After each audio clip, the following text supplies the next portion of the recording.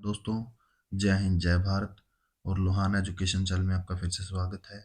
आज हम करेंगे हमारा ऋग्वेद काल का नेक्स्ट टॉपिक कबीला एवं परिवार। ठीक है, तो हमारे साथ जुड़े रहें और हमारे लोहाना एजुकेशन चैनल को सब्सक्राइब करें, लाइक करें, शेयर करें, वीडियो करें, बोल रहा हूँ, वीडियो को शेयर करें। ठीक है, आइए शुरू करते हैं। तो देखिए दोस्तों, उस समय जो हुआ ना, तो उसके बारे में लोग का कैसे रहते थे, ठीक है, सामाजिक इकाइयां क्या थी, उसके बारे में आज डिस्कस करेंगे।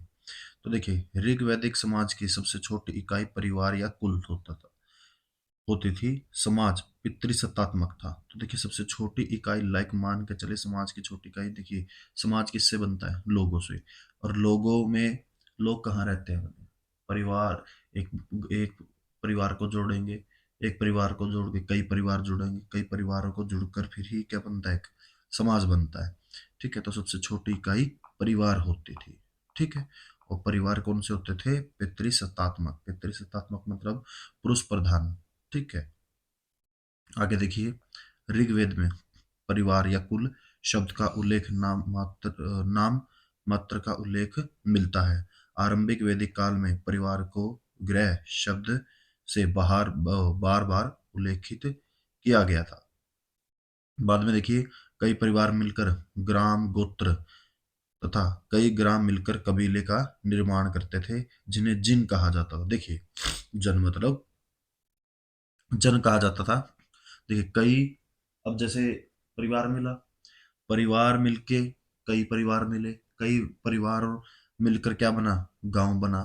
ठीक है, अब कई गांवों को मिलाकर क्या बनता था? एक कबीला बनता था, और उस कबीले को हम बोल देते थे जन।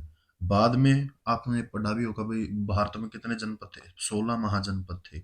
ठीक है, तो जनपद जहां पे जनता रहती हो बहुत अधिक, उसे जनपद कहा जाता था। आगे देखिए, व्यक्ति की पहचान उसके कुल या गोत्र से होती थी।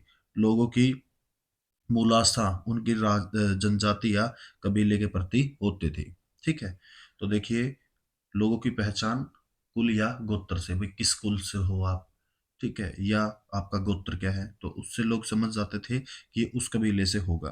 ठीक है, तो आगे देखिए, ऋग्वेद में जन शब्द का उल्लेख 275 बार हुआ, परंतु जनपद या क्षेत्र शब्द का प्रयोग एक बार भी नहीं हुआ है। सिर्फ जन शब्द का ही प्रयोग दोस्तों 275 बार हुआ है, जनपद या क्षेत्र का प्रयोग नहीं हुआ है।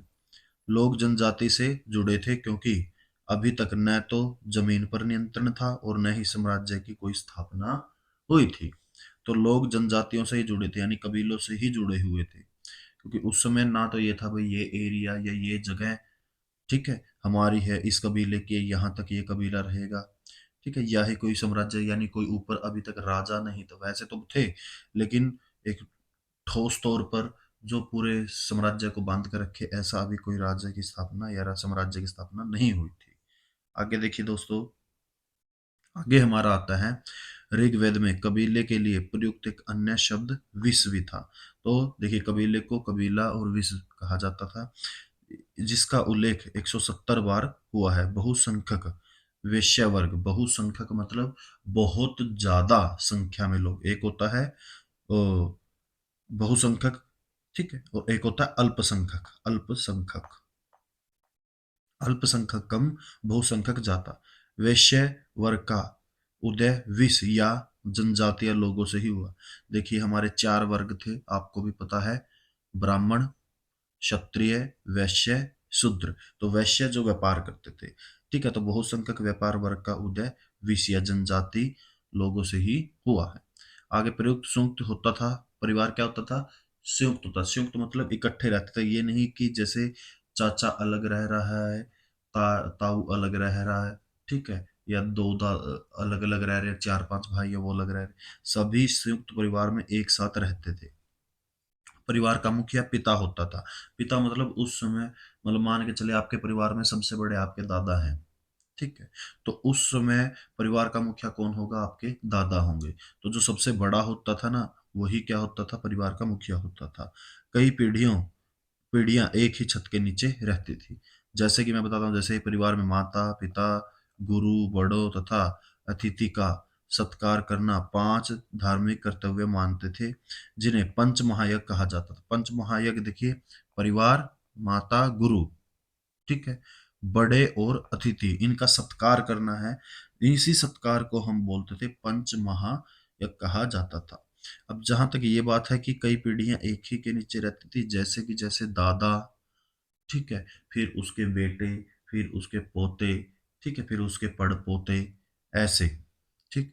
आगे देखिए, पिता को पुत्र को दान अथवा बेचने का अधिकार प्राप्त था। ले भाई, पिता अपने पुत्र को या तो दान में दे सकता था या उसे बेच भी सकता था, परंतु इसका यह तात्पर्य कदापि नहीं कि पिता पुत्र का संबंध कट्टरवादी था। तो इसका मतलब ये नहीं है कि भाई पिता पुत्र को बेच सकता है, दान में दे सकता है, कि भाई कोई पिता दुखी होकर अपने पुत्र को दान में दे रहा है या ऐसे कर रहा है, वो वाली बात नहीं थी। उनके संबंध वो थे, बिल्कुल अच्छे थे। लोगों ने युद्ध लड़ने के लिए वीर पुत्रों की प्राप्ति के लिए देवताओं से क्या करते थे? प्रार्थना की जाती थी, यज्ञ की जाती थी। जैसे हमारे राजा दशरथ थे, उन्होंने पुत्र प्राप्ति के लिए एक महायज्ञ किया था। उस उसके बाद ही श्री राम जी, लक्ष्मण जी, भरत और शत्रुघ्न पैदा हुए थे, ठीक है? ऋग्वेद में बच्चों और मवेशियों की वृद्धि की इच्छा बार बार उल्लेख मिलता है, परंतु पुत्रियों के लिए ऐसा कोई उल्लेख नहीं मिलता। देखिए, बच्चों के लिए मवेशी, मतलब मवेशी होते थे, जैसे जो चरने वाले पशु होते हैं ना हमारे, जो दूध वगैरह और जो जो हमारे रिक्वायरमेंट को पूरा करते हैं, उन्हें मवेशी बोला जाता था, ठीक है? तो इनका तो क्या किया जाता था? इच्छा की जाती थी, लेकिन पुत्री की कोई इच्छा नहीं की जाती थी। आगे देखिए, महिलाएं अपने पति के साथ सभा में भाग लेती थी और बलि चढ़ाती थी। तो महिलाएं अपने पति के साथ सभाएं होती थी, उनमें भाग लेती और बलियां चढ़ाती थी साथ में पति के साथ। ऋग्वेद में नियोग प्रथा और विधवा पूर्ण विवाह का उल्लेख मिलता है, परंतु बाल विवाह के कोई उदाहरण नहीं मिलते। नियोग प्रथा ये होती है दोस्तों, मैं बता देता हूं अभी, कि मान के चलें कि कोई हस्बैंड वाइफ कोई कपल है और उनका क्या नहीं हो रहा है? बच्चा पैदा नहीं हो रहा है, ठीक है? बच्चा पैदा नहीं हो रहा है, तो मान के चले उसमें प्रॉब्लम है, पुरुष में प्रॉब्लम है, तो वो बच्चे पैदा करने के लिए अपने देवर के साथ फिजिकल रिलेशन बना सकती थी, ठीक है? समझ गए? और इसमें उसके पति की भी क्या होती थी? इच्छा होती थी। तो उस प्रथा को नियोग प्रथा बोला जाता था। समझ गए ना? आगे देखिए, विधवा पुनर्विवाह में जिसके पति की मृत्यु हो चुकी है और वो विधवा है औरत, तो उसका दोबारा विवाह का उल्लेख मिलते हैं, परंतु बाल विवाह का कोई उदाहरण नहीं मिलता। ऋग्वेद में विवाह आयोग कितना था? 15 से 17 साल, सॉरी 16 से 17 साल था, ठीक है? समझ गए ना? आगे जब हम मनुस्मृति वगैरह और ये पढ़ेंगे, इनमें विवाहों की डेट क्या है? अलग अलग है, मतलब एज के हिसाब से, ठीक है? तो आगे देखिए दोस्तों, आगे हमारा लेक्चर समाप्त होता है। तो यहाँ तक आपका देखने के लिए वीडियो को धन्यवाद। थैंक यू फॉर वॉचिंग, और लोहान एजुकेशन चैनल से जुड़े रहें। अगला लेक्चर मैं जल्द ही लेके आऊँगा, और इससे अगला लेक्चर हमारा करंट अफेयर पर होगा। फेब 2024 तक की जो करंट अफेयर है हमारी आज तक की, ठीक है? वो हमारी वीडियो जल्दी आएगी, ठीक? तो लोहान एजुकेशन चैनल से जुड़े रहें, हमारे चैनल को सब्सक्राइब करें। धन्यवाद।